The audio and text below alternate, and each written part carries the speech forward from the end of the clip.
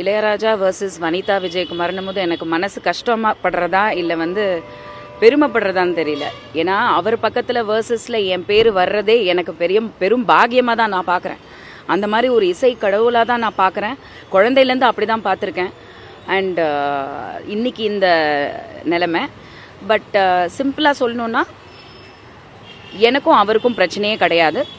அவர் இசையமைச்ச பாட்டை சோனி நிறுவனம் முறைப்படி பணம் கொடுத்து நம்ம அக்ரிமெண்ட் போட்டு தான் வாங்கியிருக்கோம், இந்த படத்துக்கு நம்ம பயன்படுத்தலாம் அப்படின்னு. ஸோ அவங்க லீகலாக ஒரு அக்ரிமெண்ட் கொடுத்துருக்காங்க. அவங்க எல்லாமே ப்ரொடியூஸ் பண்ணியிருக்காங்க. அவங்க கோர்ட்டுக்கு அவங்கள தான் அவர் கேட்கணுமே தவிர வாங்கின இப்போ நம்ம ஒரு அப்பார்ட்மெண்ட் வாங்குகிறோம், ஒரு பில்டிங், அந்த பர்டிகுலர் பிராண்டில் தான் நம்ம போய் காசு கொடுத்து அந்த டாக்குமெண்ட்டை நம்ம வாங்குவோம். திடீர்னு சம்மந்தம் இல்லாமல் நான் தான் கட்டினேன் பில்டிங்கை, நான் தான் ஆர்கிடெக்ட் அப்படின்னு சொல்லிட்டு நம்ம மேலே கேஸ் போட்டால் அது எந்த விதத்தில் நியாயம்?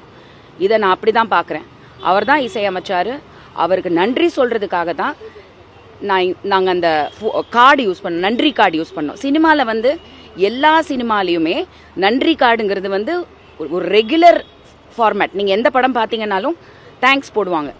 டைரக்டர்ஸ்க்கு போடுவாங்க, ப்ரொடியூசர்ஸ்க்கு போடுவாங்க, போலீஸ்க்கு போடுவாங்க, கவர்மெண்ட்டுக்கு போடுவாங்க. யார் அவங்களுக்கு அந்த படத்தில் ஏதோ ஒரு பர்மிஷன் கொடுத்தாங்களோ, ஹெல்ப் பண்ணாங்களோ கண்டிப்பாக போடும்.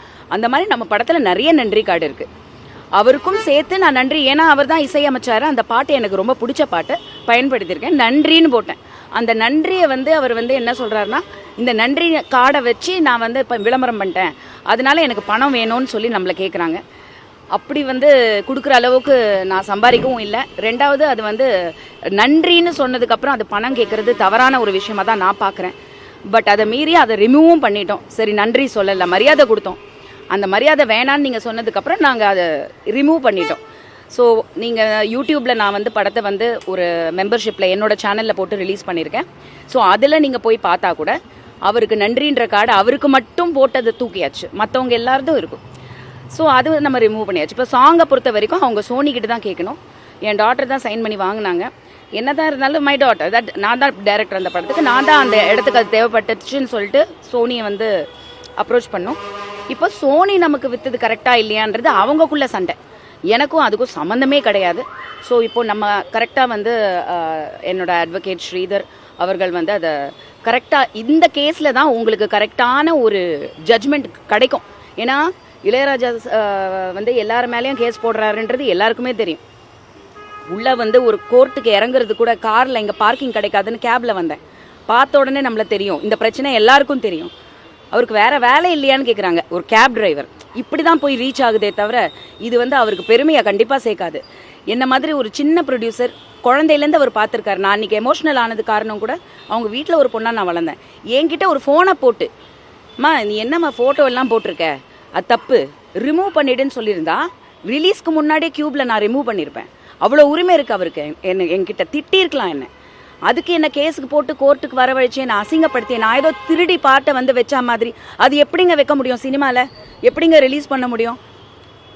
ஸோ நாங்கள் எந்த தவறும் செய்யலை. என்னோட அட்வொகேட்ஸ் பார்த்துட்டு இருக்காங்க. இது கண்டிப்பாக ஒரு கரெக்டான பதில் எல்லாருக்கும், யார் கரெக்டு, இது யாருக்கிட்ட நிஜமாக ரைட்ஸ் இருக்குது அப்படிங்கிற அந்த ஒரு விஷயம் இந்த கேஸ் மூலயமா ஒரு ஜட்ஜ்மெண்ட் கிடைக்கும்னு நான் நம்புகிறேன். நன்றி. இல்லை, கோர்ட் கேஸுன்னு வந்ததுக்கப்புறம் நம்ம என்ன பேச முடியும் சொல்லுங்கள்? அவங்க பணம் தான் கேட்குறாங்க. எதுக்குன்னா நான் நன்றி கார்டு போட்டதுக்கு. எனக்கு புரியல அது எப்படின்ட்டு. கோர்ட்டுக்கு வந்துருச்சு, சப்ஜூடிஸ் மேட்டர். ஸோ நம்ம வெளியில் அதிகமாக இதை பற்றி பேசவும் கூடாது. இனிமேல் லாயர்ஸ் தான் ஹேண்டில் பண்ணுவாங்க. முறைப்படி சட்டப்படி ஒரு கரெக்டான தீர்வு இந்த கேஸ்க்கு கிடைக்கும். நன்றி. எதுக்கு? நான் காசு கொடுத்து வாங்கியிருக்கேங்க, காசு கொடுத்து செலவு பண்ணி படத்தை எடுத்திருக்கேங்க, ஷூட்டிங் பண்ணியிருக்கேன், சம்பளம் கொடுத்துருக்கேன், நடிகர்களுக்கு கிரணுக்கெல்லாம் சம்பளம் கொடுத்துருக்கேன். அவ்வளோ எஃபர்ட் போட்டு அந்த சும்மா வச்ச பாடல் இல்லை. யாரோ ஒருத்தர் யூடியூப்பில் பேசினார், அவர் கூட இந்த படத்தை பார்த்து பேசினார். அதான் இப்போ யூடியூப்பில் எல்லாருமே எல்லாத்த பற்றி கருத்து தெரிவிக்கிறாங்களே இல்லையா, அவங்களுக்கு சம்மந்தம் இருக்கோ இல்லையோ.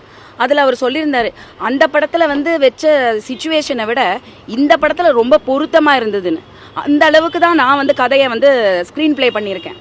ஒழுங்காக பார்த்து நீங்கள் பார்த்தீங்கன்னா உங்களுக்கு புரியும் எப்படி ஏன் நான் நீக்க முடியாதுங்கிறது. ஏன்னா நான் கோடிக்கணக்கில் போட்டு படம் எடுத்திருக்கேங்க. இன்றைக்கும் அந்த படத்தை நான் அதர் லாங்குவேஜ்லேருந்து எல்லாமே பேசிகிட்டு இருக்கேன். எப்படி நான் சிச்சுவேஷனை தூக்க முடியும்? It is not possible. ரெண்டாவது நான் பணம் கொடுத்துருக்கேன், எனக்கு உரிமை இருக்கு, அவ்வளவுதான்.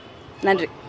பிளே ஸ்டோர் மற்றும் ஆப் ஸ்டோரில் இருந்து பாலிமர் செயலியை QR கோடு மூலம் பதிவிறக்கம் செய்யுங்கள். செய்திகளை உடனுக்குடன் பெறுங்கள்.